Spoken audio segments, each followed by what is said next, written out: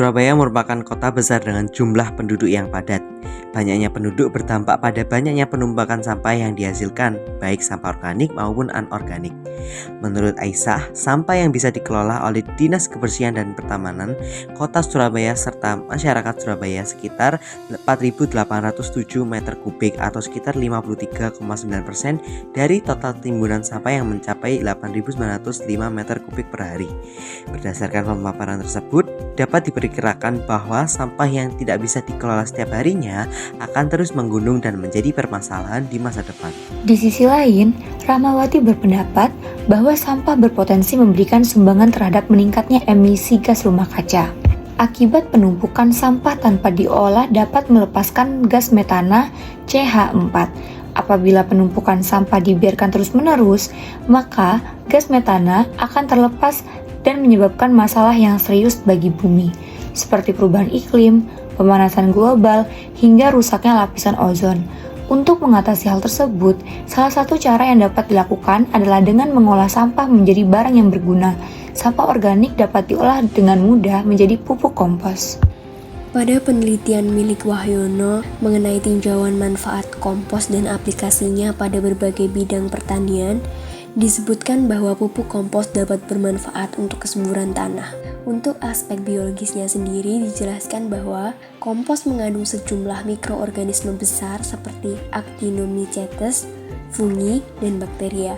Keberadaannya di dalam tanah tidak hanya meningkatkan jumlah mikroba tanah, tetapi juga menstimulasi pertumbuhan mikroba yang ada di dalam tanah. Aplikasi kompos membantu mikroorganisme untuk memproduksi substansi lengket yang membantu pembentukan struktur tanah yang baik. Saya Ilham dari Direktorat Logistik Keamanan Kedepan Lingkungan dan Tim Kampus Hijau. Ya. Baik, jadi direktorat saya itu bertanggung jawab dengan semua aspek yang berada di luar gedung, termasuk sampah. Jadi semua tempat sampah yang sudah dipisah sesuai jenisnya itu menjadi tanggung jawab kita juga. Jadi kita tinggal ambil flashback di tempat sampah tersebut lalu dikumpulkan di sini. Waktu sampai sini lalu dipilah lagi karena kita nggak bisa make sure si trash bag itu full organik, gitu kan. Karena nggak semua orang bisa bertanggung jawab dengan apa yang dibuang seperti itu. Setelah dipisah, kita timbang. Setelah ditimbang, tujuannya ditimbang ini karena kita ingin tahu volumenya untuk menjadi acuan berapa bakteri starter yang akan kita pakai, seperti itu. Setelah ditimbang, lalu dicacah, masuk ke kompartemen ini, lalu dikasih bakteri starter rasio 1E4, 1 molase ini berglukosa yang bisa disebut banyak banget, bisa dari gula merah atau dari sari tebu, macam-macam. Dari nasi pasti juga bisa sebenarnya gitu. Sama 10 air sebagai pengencer, 10 air sebagai pengencer. Lalu ditutup untuk terjadi reaksi anaerobik di dalam kompartemen tersebut. Gitu. Tujuannya ditutup itu set produk dari anaerobik itu ada panas sama gas metan. Maka dari itu nanti per minggunya pasti kita buka lagi untuk rilis dua faktor tersebut sama cek kelembapan dari si cacahannya. Nah, gimana sih UNER tuh mengolah kompos yang udah jadi itu tuh diolah di UNER sendiri atau nanti itu bakal didistribusikan ke pihak luar juga gitu?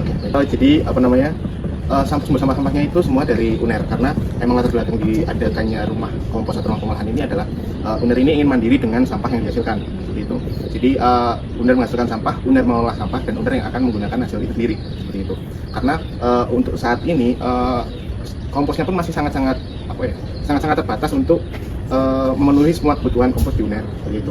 Karena sejauh ini kita cuma bisa menghemat anggaran pembelian kompos dari luar, bukan mengganti itu sih judulnya.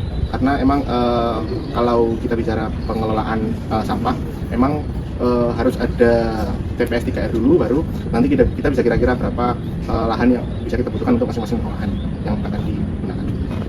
Masih belum dipergunakan untuk di luar UNER? Iya, belum gitu sih. Karena emang tujuannya tadi UNER ingin bisa mandiri dengan semua sampah yang dihasilkannya dan meminimalisir sampah yang dibuang keluar gitu. Dari pembuatan kompos ini kira-kira ada kendalanya? Kalau kendala di tempat yang saat ini mungkin kita nggak bisa pilih tempat yang hari ini karena akses yang terbatas. Jadi rumah kompos yang ditempati sekarang adalah baru dari relokasi dari tempat sebelumnya gitu sih. Di tempat sebelumnya tuh ada akses buat jalan masuk dari portal yang sebelah parkiran situ. Kalau sekarang di situ tuh udah full parkiran tuh, jadi nggak bisa setiap hari sampah diantar gitu. Jadi at least paling nggak 3 hari sekali atau kadang-kadang seminggu sekali itu sampah datang. Jadi kita nggak bisa setiap hari giling. Kalau kita mau tiap hari giling, kita tinggal motongin hijau jari sebelah sini gitu. mungkin kendala kalau yang tempat sekarang seperti itu.